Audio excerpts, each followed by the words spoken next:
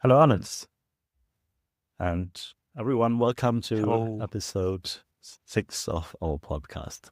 Yeah. Time is passing so quickly when one has fun. I hmm suggest wider topic suggestions to talk about today. Then maybe could you present them in the beginning, and then we let the rest flow and see where it goes. Cool. Cool. First topic I would suggest for today's session is avoidance versus growth, and how both of those can influence success, maturity, and our capability for autonomy and granting others and ourselves freedom. An important caveat when we talk about growth is that it's not performative growth, because certain people who say they're focusing on growth can see that as a performance and maybe avoid it again. So I guess it will be a task to carefully look at what that means. Avoidance patterns can coincide with different other personality structures. Extreme forms can coincide with narcissism and other clinically recognized problematic patterns.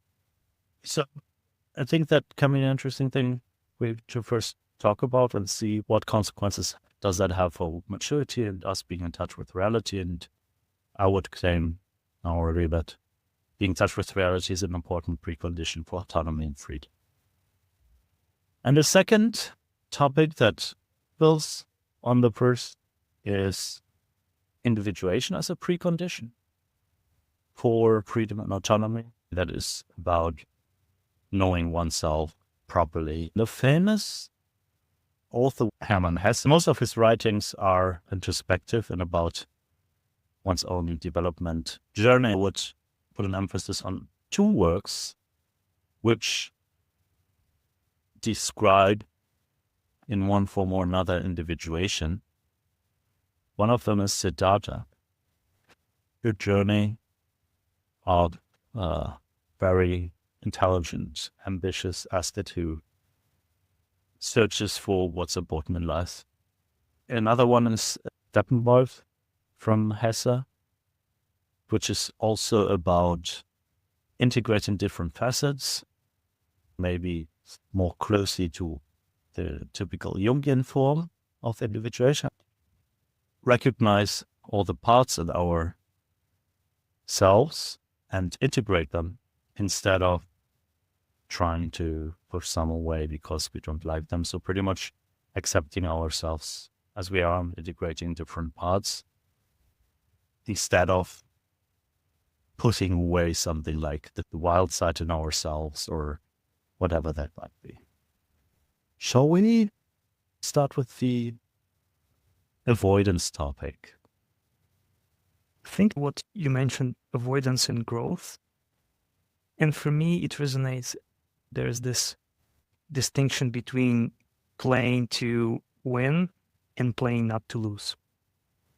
Sometimes people are becoming defensive, so they don't want to make risks. So people develop some kind of cautiousness in their life. And often in order to tap into the seed of greatness that all of us have, to tap into the growth, we need to take risks. Obviously, everyone has a different appetite for risks. But without taking risks, without facing the possibility of losing, it's very hard to win. It's very obvious when it comes to sports. Like, you can play in defense, but still, you need to score goals in order to win. When people are becoming too focused on not losing, avoiding opportunities and trying to safeguard the safe pathway in their lives, then it becomes like a neurotic pattern, and it's very difficult to achieve growth. That's my first response to what you mentioned. For me, in the last months, years, I again and again observe when looking at other people I know for a while and their success, their maturity, their attitude today, I so often come back to, maybe there's certain bias in it, but that's what I'm currently convinced, come back to seeing in the end, the certain intelligence level, a certain competence level, those things didn't count so much. What counted whether those people are willing to face things, whether they face their problems or avoid them. And people from school, where you see who has success, who doesn't, I feel there's a pretty clear divide between people who face their things, people who don't. And those who don't have this downward trajectory. I think in the beginning of life, when you start doing something, you don't see much difference to someone who doesn't. And like locally or short term on school, you might think, what an idiot. What? Stressing himself. Well, I just have fun and avoid it. But over time, like rice corns on a chess field, 1, 2, 4, very small numbers for a long time, and then it just explodes. Same interest, even with steadily reading 10 minutes of good literature every evening. That pays off. Or doing sport for quite a while, you don't see much of a difference, but then you have this interest of interest repayments, especially because you easily get to a new level of maturity or growth or learn alongside it. And confronting things consistently over a long time gets you slowly to a level that seems very far attached from where you started. And when you talk about facing things, confronting things, do you mean when it's related to risks or not? I feel it's a general attitude. I feel uncomfortable or something is off. Then there's all those people that go in a pub or a bar at night and just drink or turn on television, right, to numb themselves. You try to push yourself away from reality. You make up stories, you avoid what's real, and then you kind of build around your narratives to protect your ego and not having to face problems that you're feeling off and so on, right? You know, like we had this technical issue, so we were not able to connect the time that we planned. And I started scribble something because I noticed this kind of irritation. I'm quite punctual and I want to start on time. And I noticed the irritation and I just sat with it for a moment. And the idea that came up for me, the analogy is that kids prefer sweet food. So they just want to eat candies, cakes, whatever. But with time, we start to appreciate different tastes. So olives doesn't come naturally early in age, or truffles, or bitter stuff, or sour stuff. And it's interesting that in that moment, I was able to notice this irritation. And it's very easy to, when we don't acknowledge irritation, to become reactive on it. I could have become irritated with you, even though it's not your fault. But when I'm able to sit there, to almost like savor it, I noticed that it's not so bad. It's a pleasant feeling. It's weird to think of irritation as a pleasant thing because it's much better to listen to birds or enjoy the sun rays. The springtime is amazing. But I noticed that when I'm able to develop taste and appreciation of different type of emotions, different palette, it becomes much easier to go through different challenges in my life. So I think it's related to what you're saying about how to face things, how not try to avoid and only search for quick dopamine or easy dopamine obstructions like drinks, stupid, empty TV series and stuff like that. Yeah, learn that for myself, especially after some breakups, can be a really nice feeling once surpassing or allowing oneself to go over that barrier of discomfort to almost curiously embrace what's there.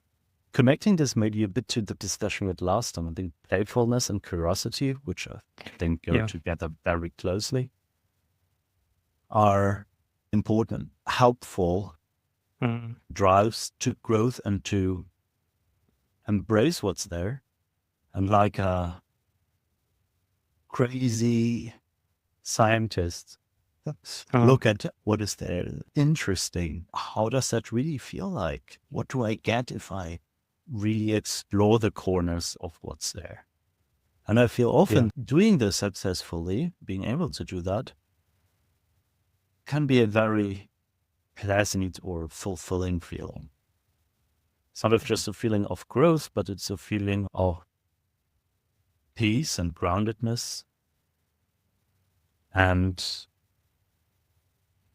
for me, being more in touch with myself. When I manage to do that, I feel I can tap more into myself and act out of myself again.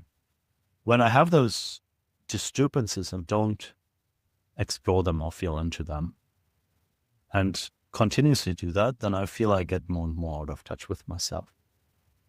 And then it's easy to get into an avoidance mindset because then this grows and it's harder to feel in that discomfort. I'm thinking of this idea of spiritual development, which typically coincides with psychological development as well. More often than not, it is portrayed as being in the moment. Development for you? Appreciating the mystery of life. In a way, being present in the moment. Okay. So it's about if I'm angry, being angry. If I'm hungry, being hungry. Like this Zen story about the master from the monastery and someone comes to challenge them and they say, my master can wave his paintbrush and hieroglyphs appear in 100 meters. What are the miracles that you can perform? And that master answers like, my miracle is that I can eat when I'm hungry and I can drink when I'm thirsty. So I think that's the definition or example of spiritual development, like really be there in the moment. And the way I heard you describing it, being able to be alive and live through the body that we have, not only through the head, through the ideas only. And then playfulness comes up, creativity comes up, and also, which is a bit paradoxically, but success, typically financial success also comes up.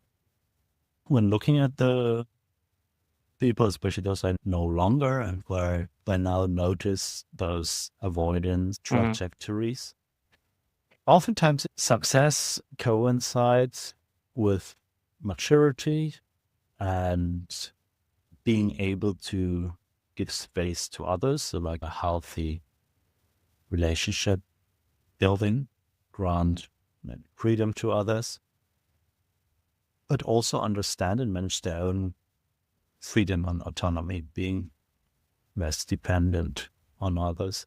And while that's not a necessary consequence, I would think it is a necessary precondition to go through some form of growth to properly, not just by saying the words freedom and autonomy, but properly live, granting others freedom, granting others autonomy, granting yourself those things. How do you want to properly succeed in being autonomous yourself or granting autonomy if you don't even face reality properly? Yeah. And the avoidance path brings you further and further away from it. And I feel there is oftentimes when I see people, there is not so much middle ground.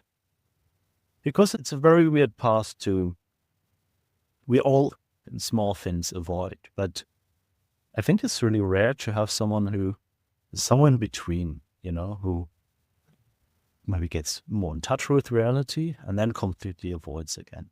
Because once knowing what it is like and having that curiosity, it would be almost having a second personality to completely giving that up, going into another mode and completely forget about how much value can lie in properly being in touch with yourself and facing problems. And also, again, connecting to the idea of present, and I think it's related to what you just said. Avoidance typically means being in the past or being in the future. So a lot of people are living the kind of postponed life, like I will have something only when the kids grow up, or I have a promotion, or I move to another country, or the taxes are lower, or whatever. So they delay the activities that they truly want to engage into until something. So basically, they are not in the present, they are in imaginary future, which typically gets postponed again and again and again.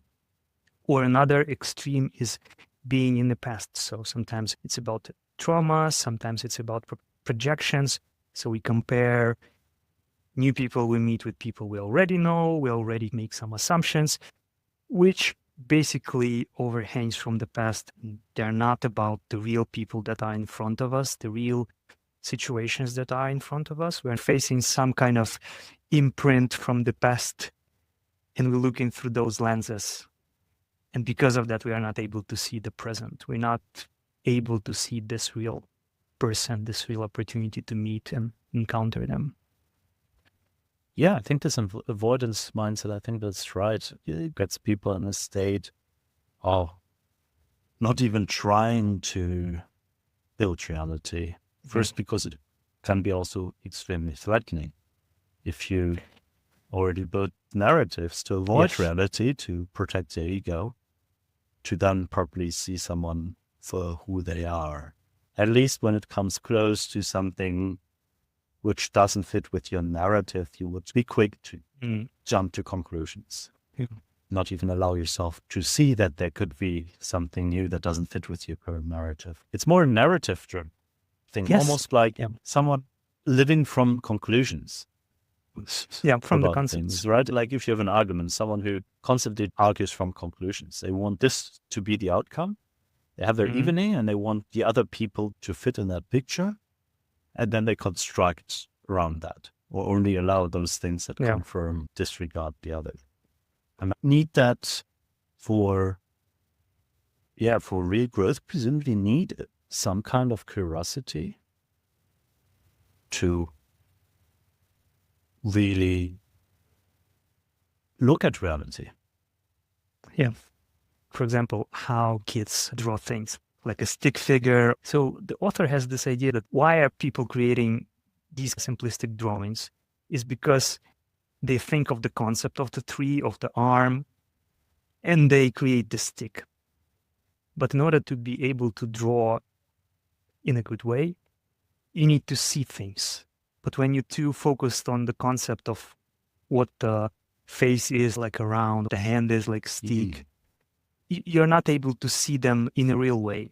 And for example, I remember the first exercise in this book is like you draw your head, but you kind of turn it away. Yeah. So that you're not looking at it the way you used to look at it, and you can see it in a different way. And that way it's easier to follow the real patterns, the real lines.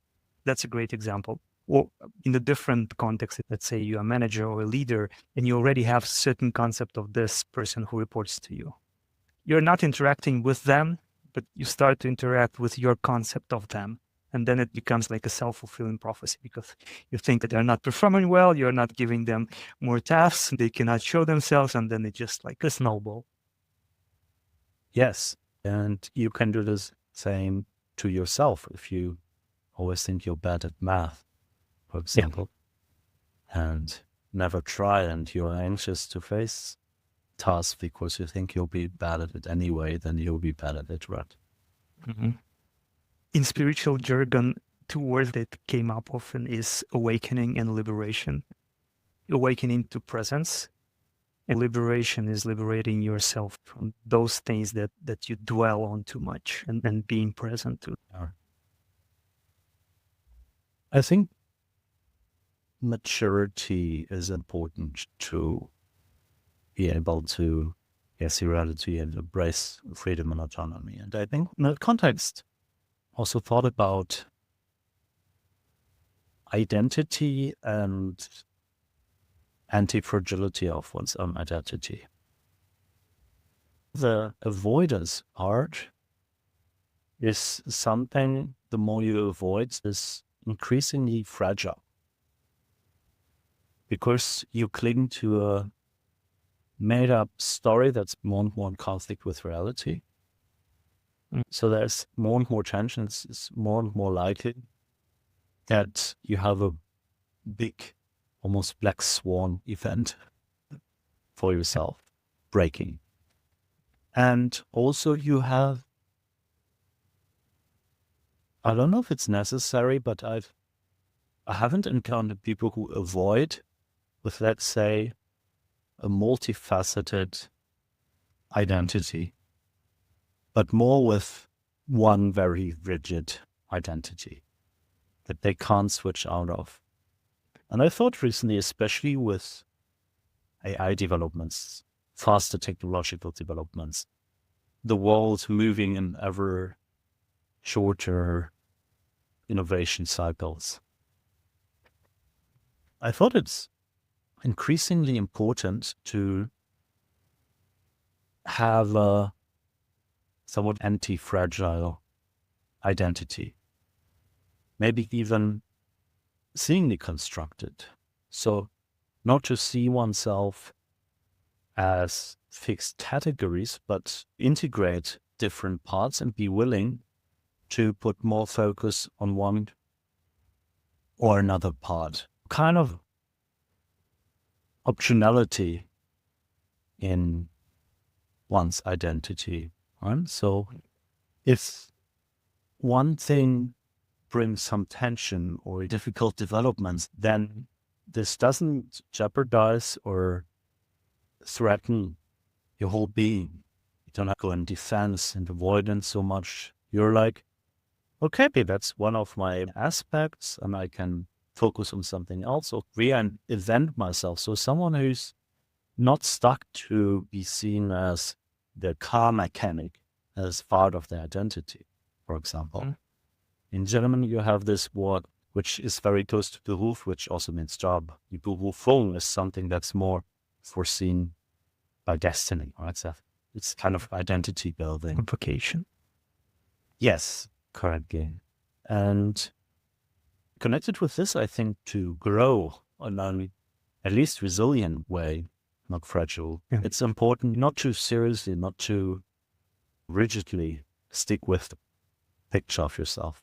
Because otherwise you easily go in this idealization storytelling. Also, a rigid identity is a form of, I tell myself a story. And I'm not open to what else I can explore in myself and not being open to integrating this or that. Mm-hmm. And yeah, I think that's something that can be very helpful in the path to growth and to, also especially being successful in fast-changing environments, to adapt and be open to new opportunities. This is related to shadow work, because typically why people have those rigid identities, because a lot of stuff is suppressed, not acknowledged, not, Carl Rogers would say, not symbolized. So we are not able to process the kind of stuff. His example would be someone who has the identity of good mother, and she feels irritated towards the child, and she denies this feeling in herself. Mm. And obviously what it would lead to is either some somatic illnesses, or it will lead to passive aggressiveness. This idea of I'm a good mother is a hindrance towards becoming an integrated person. And this person can have a broader anti-fragile identity of I'm a good mother, which includes me having different aspects of emotions toward my children.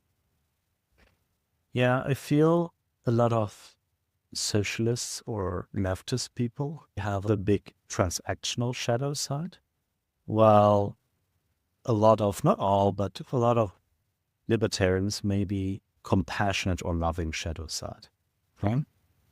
Yeah. So I feel there's an interesting phenomenon in a lot of leftist people who sell themselves as very empathic, very compassionate.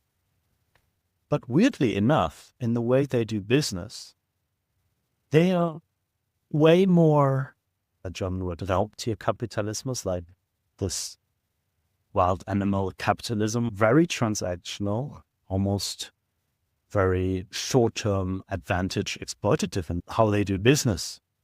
Transactions. There's not much of a compassion partnership often in business. And I think why that happens. One thing. So if we are good and nice to people and compassionate because we must be that way, it's not genuine. Only when we can be not compassionate, only when we can be not nice, then there's value in our being compassionate. When we have choice, then it means something. When we do it because we don't have a choice, it doesn't mean anything. Yes, if someone is rich or has power, you see their character, because if you're poor, you usually have to be nice. But once you have money and power, you don't have to be anymore. I think it's maybe a bit of a different question if someone has to be that, because I think in this scenario, it would be better for them or more helpful to be a purely transactional relationship building business person too. I don't think something they can allow themselves. I think they're in a way partly blind and maybe partly also feeling they are the losers, is oppressed in this anyway, so they have to fight back. So it might be several factors. And with people on the libertarian side, it's of course not always. There's mature people in both camps, but on a broader spectrum, I had an experience of people who give themselves as transactional capitalist deal makers, but who actually are very giving non-transactional helping when something is coming up, right? To just give a helping hand and not expecting something in return, while painting themselves as being those badass transactional type of people. I'm curious, what do you think is the connection or implication of growth, the way we talk about it right now, and people's autonomy and people's freedom?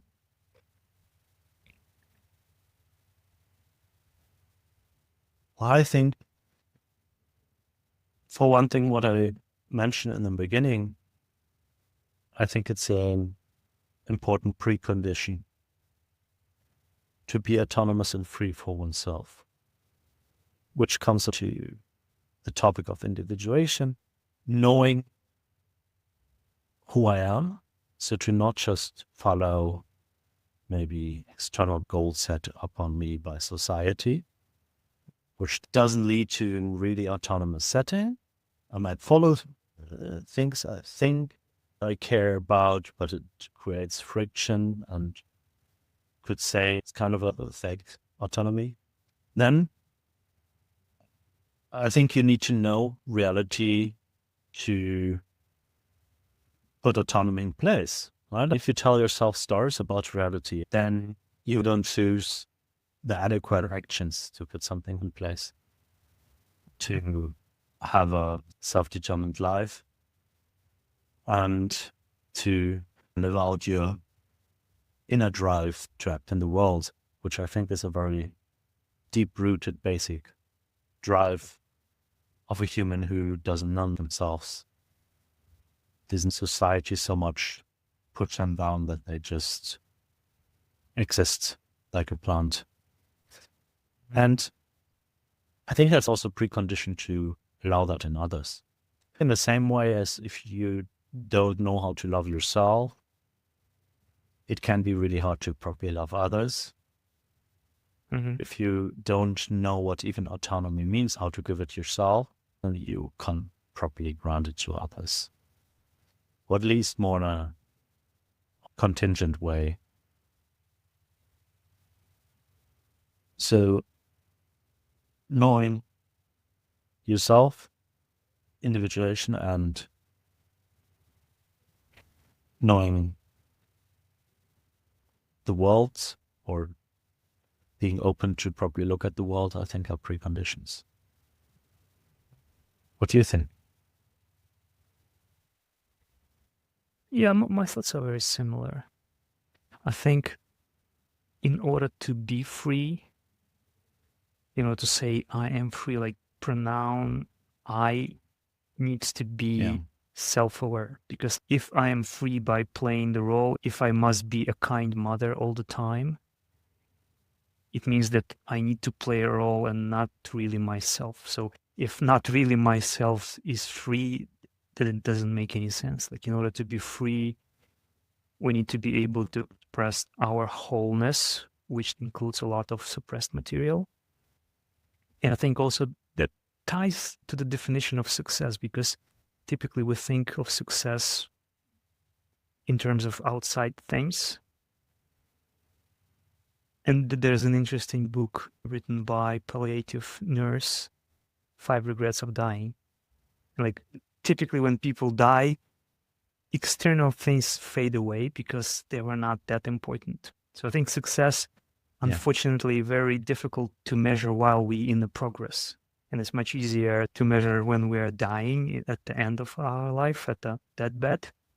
To say success is success as we see it, right? So what we think, what we strive towards, what we think is success, not success in the terms society puts on us, right? Or detached from parents. individuation.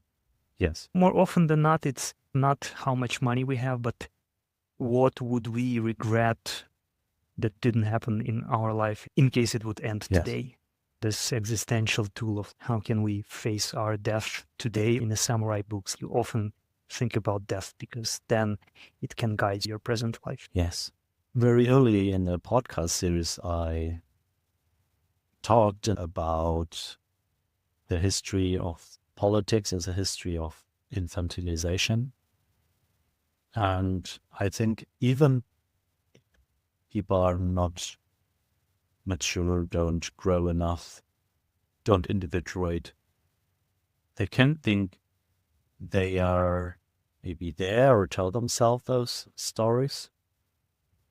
But when going out of infantilization, of course, if people don't grow, don't individuate, don't become mature, then society or group or self-determined, free, autonomous people won't work well. Might end up in quite a disaster if most of those people are not mature. So I guess it is a precondition practically in terms of it externally practically works. This process of maturity is another precondition to be able to successfully move out of this state of infantilization. And maturity and individuation, it requires certain kind of individualism, not synonymous with selfishness, but like in order to fully become who I am, I need to in some way break away from society. So I need to have some kind of separateness. I need to be able to look at who I am, not as a part of the collective, not as a part of society, but as a separate being that has separate needs, separate body, separate ideas, that has their own seed of genius in themselves. So I think it's also very important to not lost oneself, because sometimes people confuse that growth and development is about just not being selfish, becoming part of society, becoming collective, which is a very simplistic way to look at it, because we need to acknowledge who we are, also with some real needs that we have as biological organisms. Good that you mentioned that, because I think that might often be a confusion of two different ways of collectivism.